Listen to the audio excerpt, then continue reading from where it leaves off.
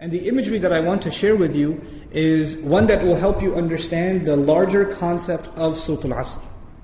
Imagine with me that you are drowning. And you are unconscious. Two things. You're drowning and you're unconscious. Do you have a lot of time? If you're drowning and you're unconscious, do you have a lot of time? No, you don't have a lot of time. Which means your time is running out. And you know in Arabic, what word is used for when time is running out? The word for that is al-asr. And asr literally means time that is running out. It's the last part of the day when the day is running out. It's time of asr prayer. Okay, asr literally comes from asir, juice that is squeezed out, time that's being squeezed out of your hands. You know, asr al-thawba even it's used. That you take a cloth that is drenched in water, and when you squish it like this, all the water comes out. Asr as a verb is used like that, right? To squeeze it out. So Allah talks about this time. You're drowning, you're unconscious, your time's running out. What's the first thing you need to do to be able to survive if you're in that position? If you hope to survive, what's the first thing you're going to need? What do you think? Wake up. That's the first thing you're going to need. If you're unconscious, then you're finished.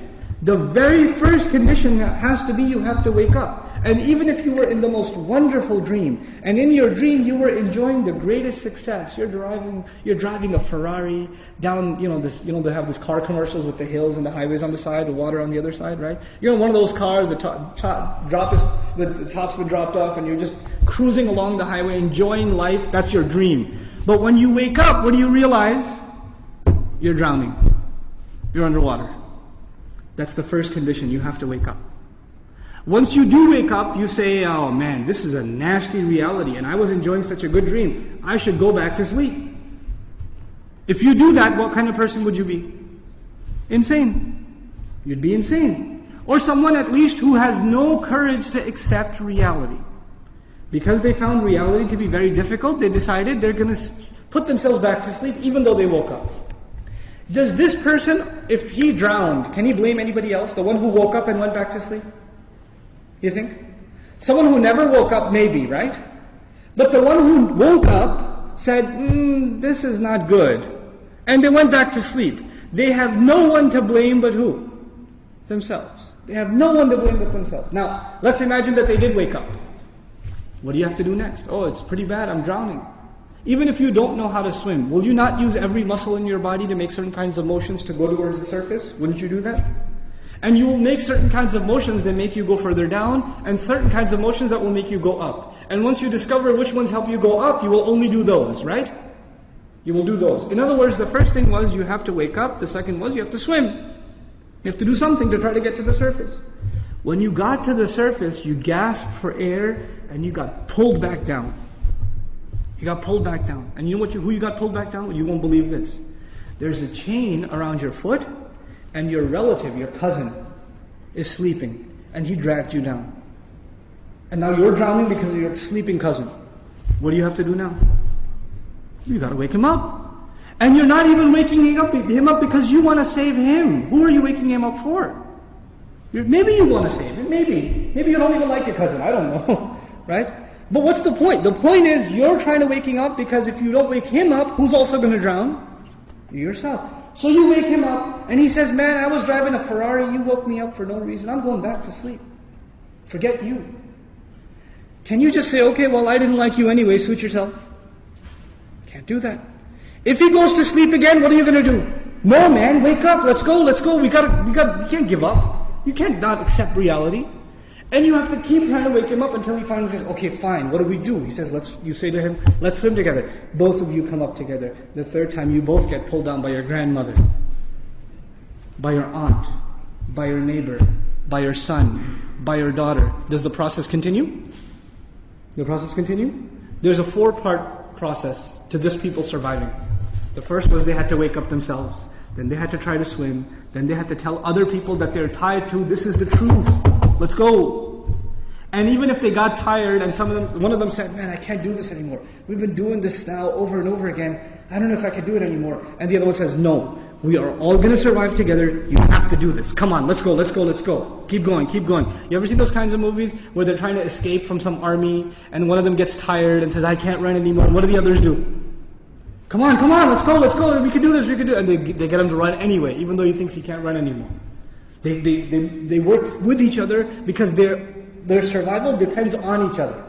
They work together desperately. What does Allah say at the end of this surah? First He says, إِنَّ الْإِنسَانَ لَفِي Wal asr, first of all, time's running out. Then He says, إِنَّ الْإِنسَانَ لَفِي خُسْرٍ. I'll translate it, human beings are drowned in loss. You see the parallel?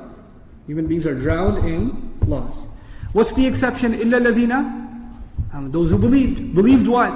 Allah didn't say, آمَنُوا بِاللَّهِ وَمَلَائِكَتِهِ وَكُتُبِهِ وَرُسُلِهِ وَالْيَوْمِ الْآخِرِ وَالْقَدْرِ خَيْرِهِ وَشَرِّهِ مِنَ اللَّهِ تَعَالَى وَالْبَعْثِ بَعْدَ. Nothing.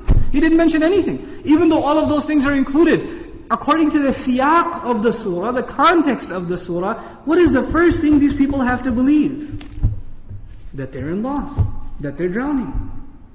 And if they do come to believe that, and they correct their iman, what's necessarily going to happen? They're going to swim and move upwards. How does Allah describe this action? وَعَمِلُوا الصَّالِحَاتِ. They do good things. They do things that help reconcile the situation. By the way, salih is an adjective here, salihat, jama' mu'annath salim, which is literally means that which corrects something. Something was wrong and it corrects it. So they do actions that correct the situation. Literally like the guy trying to swim.